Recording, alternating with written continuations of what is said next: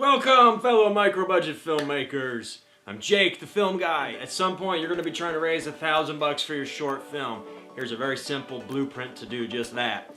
Let's assume you have no audience, you have no newsletter, your social media is going nowhere. The first thing you want to do is stare at the problem. Then you panic.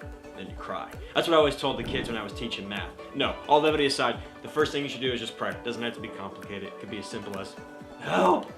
The very next thing you want to do is actually drum up an idea or a cause, something that means something to you.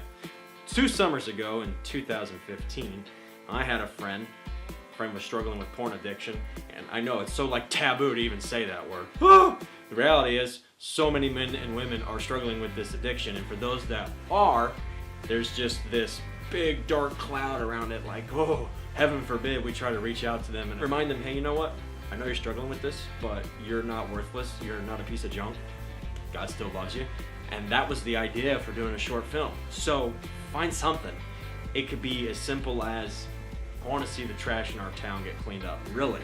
Main Street is just absolutely filthy. People are throwing their used Big Macs all over the street. Which leads you to the explainer video. You're going to tell people, just talking to the camera, a couple of B-roll shots, this, that, bada bing, bada boom, in 30 seconds or less what you were trying to accomplish with this short film and why people should support it. I don't know where Kickstarter got off on this 3 to 4 minute hip video, but you don't want to do that. Ever since the 60s, TV ads have been 30 seconds long, and we are programmed to sit for 30 seconds to understand, oh, there's an announcement. But it's different for every medium, right? When we go to the theater, we've already conditioned ourselves from years of going to the theater that we're going to be sitting there for at least 90 minutes.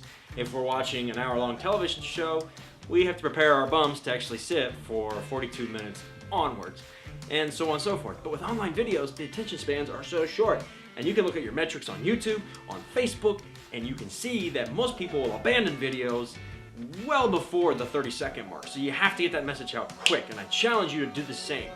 Apple, Amazon, car companies, all the big names know this. Get your message out in 30 seconds or less, and you should be no different. I don't care if the guy that raised $3 million on Kickstarter had a 4-minute pitch video. That's great. You're not him, and neither am I. We're micro-budget filmmakers. We should get our message out in as quick a time as possible. Worst case scenario, 60 seconds or less. There used to be a platform called Tilt. Tilt was exceptional. You could raise funds for free. If you were selling something, obviously they would take a cut. But if you were just raising funds for a short film or for a nonprofit, they didn't take anything off the top. They were wonderful. And they sent you this really cool pair of glasses, which I wish I could show you, but I no longer have. So I recommend Indiegogo. When you launch your campaign, bada bing, it's live. There's no review like with Kickstarter. And don't get me started on the Seed and Spark platform. When you publish on Indiegogo, you can say, hey, the cash register is open, come check out. They have the option of the flexible funding, which I highly recommend for us micro-budget filmmakers. We always have what we want and what we need, and somewhere in between the two, you should be crowdfunding. In fact, I recommend if you're going to crowdfund, you shoot for twice of what you need. That way you have some cushion for the unexpected. There's always unexpected expenses on a film shoot. And you simply explain to your backers that anything that's raised above and beyond what you need simply will go to finishing the film. There's always something you can pay to finish the film, whether it's online distribution, marketing, color correcting, editing, sound. You can always find a bevy of people that are willing to help you out. Any dollar raised above and beyond what you need, go straight to the film. It's not lining your pockets so that you can take your babe out for a steak dinner. Indiegogo does charge a flat 5% fee, and then any merchant processors that your backers will use the standard as of 2017, 2.9% plus 30 cents per transaction fee. So just round up and say an even 8 or 9 or 10%. And the way to do that is if you're trying to raise $1,000, then you want to, in the case of adding on 10%, you want to actually divide 1,000 by 0.9, which will give you $1,111.11. It is not the same as saying, I've got $1,000. I need to add 10% of that to cover the expenses. Well, 10% of $1,000 is 100, which would give you 1,100, 1,100, but that's not the same because when you take away 10% from 1,100 to cover fees, well, then you actually end up with less than 1,000 that you need. So I will avoid the middle school algebra lecture. Just take the amount you want, divide it by 0.9, and boom, Bob's your uncle.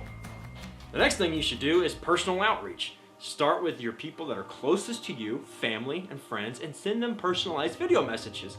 It doesn't have to be complicated, and it should be less than 30 seconds. Here's an example. Hey Uncle Bob, it's Jake. You know how much it means to me that every kid in our backyard doesn't go to bed with an empty belly.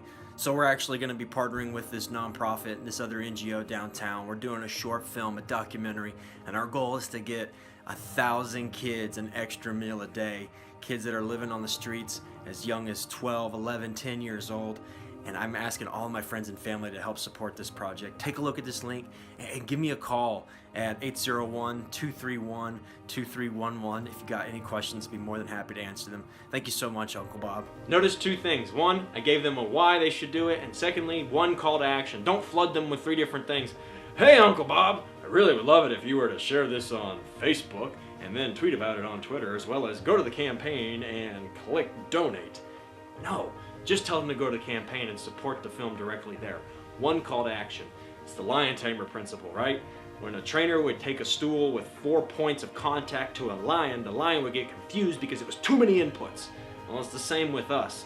When we get online, our attentions are divided, so we have to have one call to action if we're expected to actually do anything. Make it simple on the people you're reaching out to.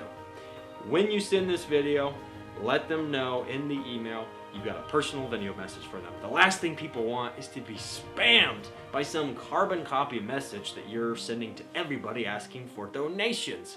Next step is you should actually thank people on social media. And don't just spam a bunch of groups about your film. Hey, I'm raising funds for this short film. Go ahead and support it. No, create a community. Go ahead and engage people. Give them things to do. People love to know that their advice is valued, and certainly as you are making film, hopefully you realize it is a collaborative effort. If you're just shooting the one-man band projects and calling that a short film, I'm sorry, you will never tell stories that are going to impact millions, if not billions of people. You got to learn to level up as a filmmaker and grow as a leader, and that involves the counsel of others. So you might as well start now with your social media. Create simple A and B posts. Hey, which one do you like better, A or B? It could be about color correction, it could be about sound bites, it could be about music beds you want to use. Thank people on social media publicly. There are many ways to be indirect about your campaign without being spammy. If you're a filmmaker, it's your job to be creative. So do it. At this point, you should be nearing or already at the amount that you need to shoot your short film. So start planning pre-production. In the business world, you don't launch a full-blown production of 300,000 units of a gizmo unless you've already got some kind of validation in place. That's what you're doing here. You're validating the idea by raising funds for it, and once the funds are raised or are nearly raised, then you can launch into pre-production. Location scouting, talent scouting, finishing the script, so on and so forth. The very last step is to actually send handwritten thank you notes to people. I promise you, if your handwriting is terrible, you can write in extremely bad letters, thanks, and that'll suffice. Thought and the intentionality with which the handwritten note carries that people will be especially warm and fuzzy about. We like old-fashioned snail mail. I don't care what email or social media has done to communication these days. There is still a lot of value to old-fashioned snail mail. Ask any veteran who's been deployed. All right, until next time, keep creating with the king. Like, comment, subscribe, share. I think I said all that correctly. Camera speed. Wait. Scene 10, shot 8, take 2. Mark. Scene 10, shot 8, take 2.